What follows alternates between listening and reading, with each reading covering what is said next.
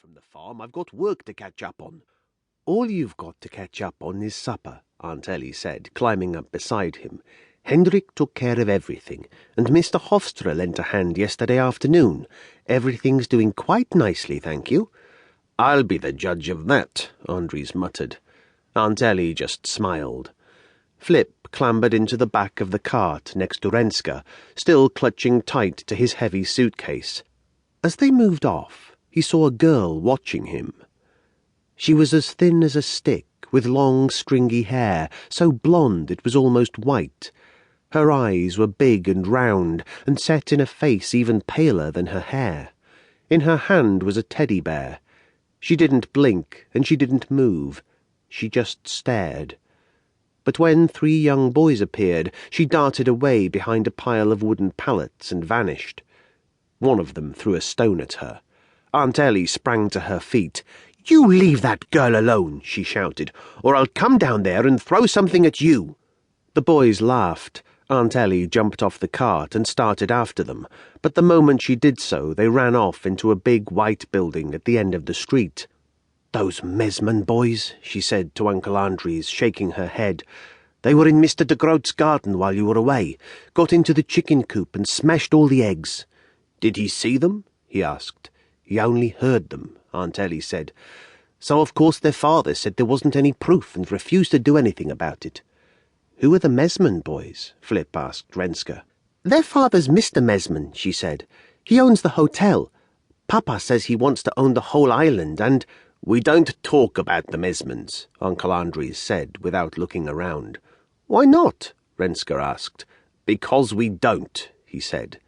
And that was that. The cart rolled on into the village.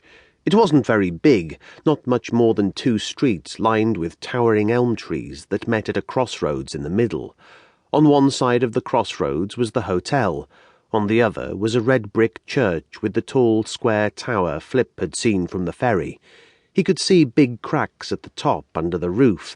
In front of the church was a sign calling for funds to help repair it. Flip saw a butcher's and a baker's and a greengrocer's shop, a cafe and a lot of small houses with white walls and grey tile roofs, tiny front gardens and neatly trimmed hedges. It was quiet, too. The only sound he could hear apart from the patter of the rain was the steady clip, clop, clip of Layla's hooves on the road. Renska told him that there were only 2 cars on the island. One belonged to the doctor and the other to Mr. Mesman. Nobody else could afford one, she said, so if you wanted to go anywhere, you either walked or rode a bike or travelled in a horse-drawn cart.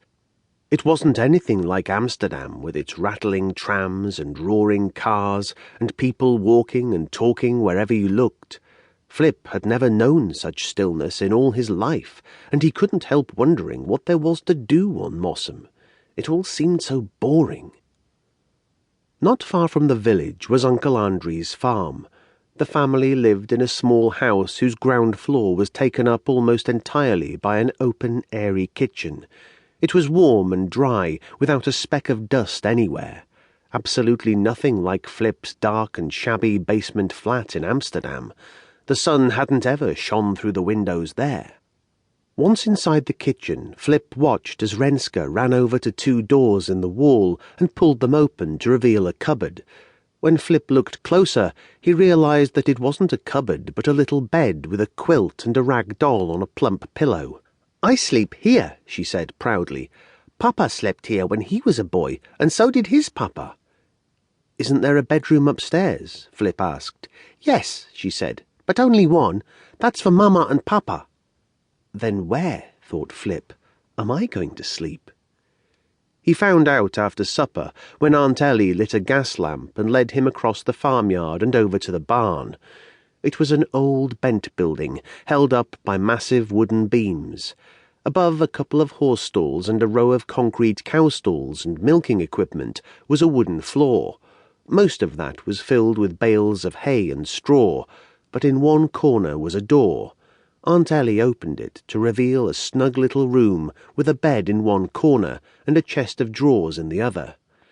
"This used to be where your great-grandfather made clogs for the islanders," she said, "back when men didn't wear anything else."